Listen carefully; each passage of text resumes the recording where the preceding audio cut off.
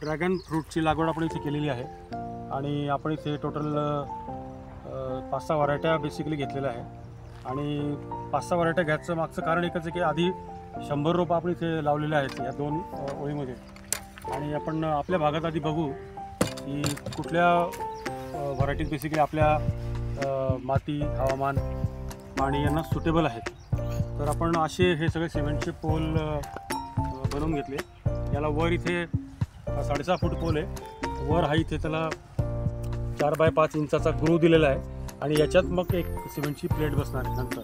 अच्छा. आणि मग हे रोपं असे वर जाऊन त्या प्लेटमधनं खाली आले असे की त्या केसमध्ये मग त्यांना फळं लागायला सुरुवात होते. पण ड्रॅगनची शेती ह्या भागात नाही पाहायला मिळत पण तशी. नाही, कदाचित पहिलाच प्लॉट असेल.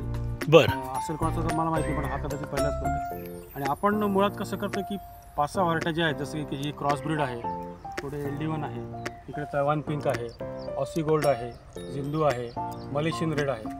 ह्या व्हरायटी आपण 20-20 रोपं साधारण इथे लावलेले आहेत आणि आपण त्याचा पूर्ण डेटा सगळं ठेवला की कधी लावलं आहे, काय केलं आहे. आता इथे तुम्ही बघू शकता पट्टी आपण इथे त्याच्यावर लिहिलेलं आहे की ह्या प्लांटचं नाव, व्हरायटीचं नाव आहे क्रॉस ब्रीड.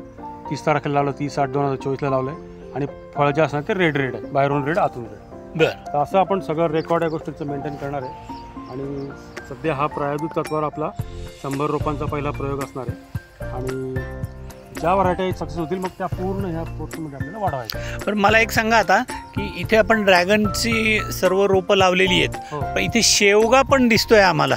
तर शेवगा त्याला हवा आहे किंवा कसं पुढे? हो, शेवगा बेसिकली कारण आपल्याकडे टेम्परेचर जे आहे तर ते उन्हाळ्यात टेम्परेचरचे जवळपास 43-44च्या वर क्रॉस होतं. बरं. तर अशा केसमध्ये मग शेवग्याच्या झाडाचं एक तर त्याचा सावलीसारखाही उपयोग होतो आणि दुसरं म्हणजे शेवग्याचे जे पाला असतो बेसिकली तर त्याच्यात न्यूट्रिएंट कंटेंट खूप जास्त असतात.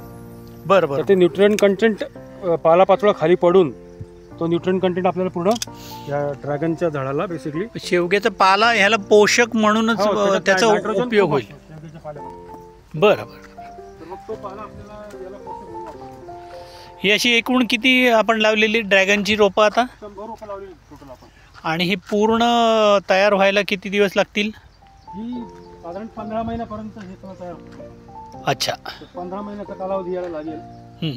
15 महिन्यामध्ये याचं आपल्याकडे पूर्ण परीक्षण होईल सगळं आणि आपल्याला साधारण कळून जाईल की आपल्या भागात कुठल्या व्हरायटीला अडचण येत नाही.